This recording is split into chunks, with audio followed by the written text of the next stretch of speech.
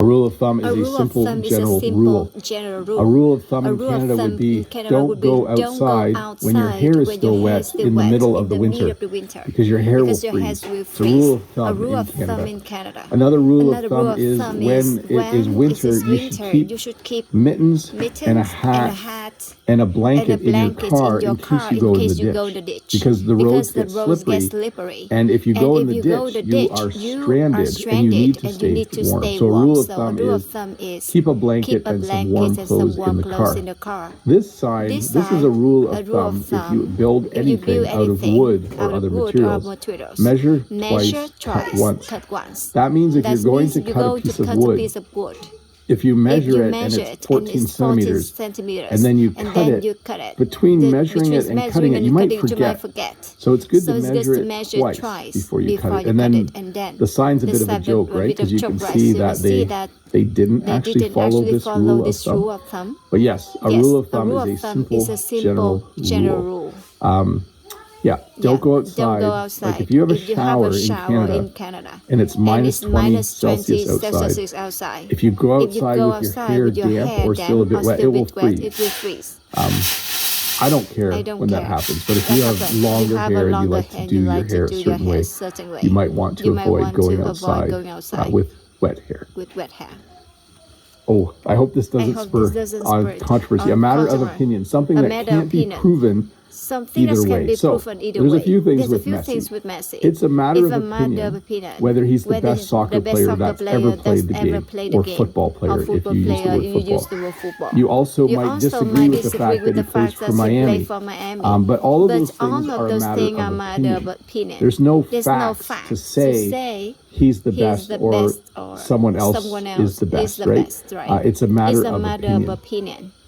In a sports game, if the umpire makes a call against your team, that's a matter of opinion for you. If you think the call was wrong, sorry, I maybe didn't explain that as good as I could, but certainly, if you said who's the best singer in the world, that would be a matter of opinion. All of the answers you get would be a matter of opinion.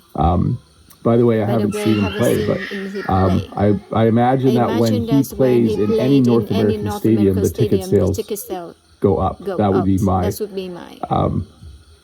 feeling. Maybe I should try and see a game in Toronto sometime. I'll see. I haven't seen a football game, soccer game yet. I should do that. A work of art. Something beautiful. So it doesn't have to be a painting. It doesn't have to be a drawing. Like it doesn't have to be actual art. It can be. You could say, oh, that painting is a work of art. You could also describe things like this building. You could say that building is a work of art. It is beautiful. The balconies are all curved and it looks like a giant sculpture. It is a work of art. It is very, very beautiful. So a work of art, something beautiful.